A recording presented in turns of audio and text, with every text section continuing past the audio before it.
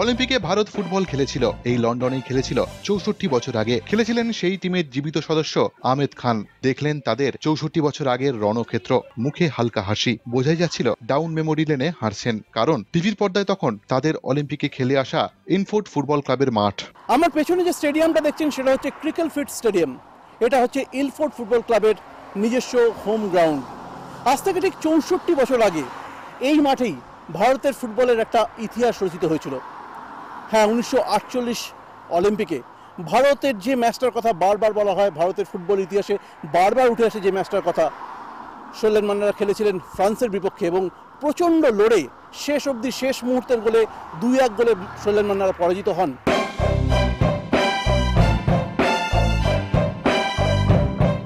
হ্যাঁ, হয়তো ওই স্টেডিয়াম থেকে, ওই স্ট্যান্ড থেকে কোনোদিন নেমেছিলেন শৈলেন মান্না, টিয়াও, ভরদ্বাজ, মহাবীর প্রসাদ, আহমেদ খান, বজ্রভেলুরা। এই মাঠে ফ্রান্সের বিরুদ্ধে অসাধারণ লড়াই করেছিলেন। শেষ মুহূর্তের গোলে ইন্ডিয়া ম্যাচটা হেরে যায় 2-1-এ। সেদিনও এই মাঠে ফুল ফুটেছিল, পোতা হয়েছিল একটা সম্মোহনার বীজ।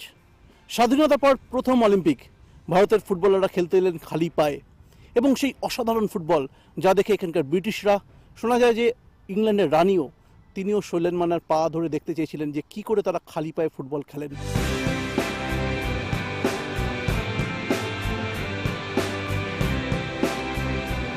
ইলফোর্ড ফুটবল ক্লাবের ঠিক পাশের বাড়িটাতে থাকেন কলকাতার এক মানুষ, মানসী পুরকায়স্থ, অভিমন্যু পুরকায়স্থ এবং তাদের ছেলে অর্ক পুরকায়স্থ।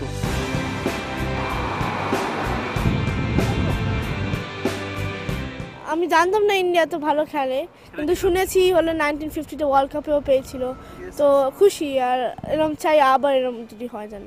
আমার বাড়ির পেছনে এরকম একটা মাঠ যেখানে শৈলেন মান্নার মতন মানুষ এসে এখানে খেলেছেন, এত আনন্দ লাগছে। এই যে আপনার কাছে জানার পর থেকে সবসময় তাকাবো আর মনে হবে আমার কলকাতার এবং আমার বাড়ির পাশের স্মৃতি এখানে রয়েছে। আহমেদ খানও ফিরে যাচ্ছিলেন ইনফোর্ডের মাঠে, নিউ বডি পার্কে ক্রিকেলফিল্ড স্টেডিয়ামে ফ্রান্সের বিরুদ্ধে নামছেন তারা। নারায়ণের গোল, তারপর হেরে গিয়েও বীরের মতো মাঠ ছাড়া।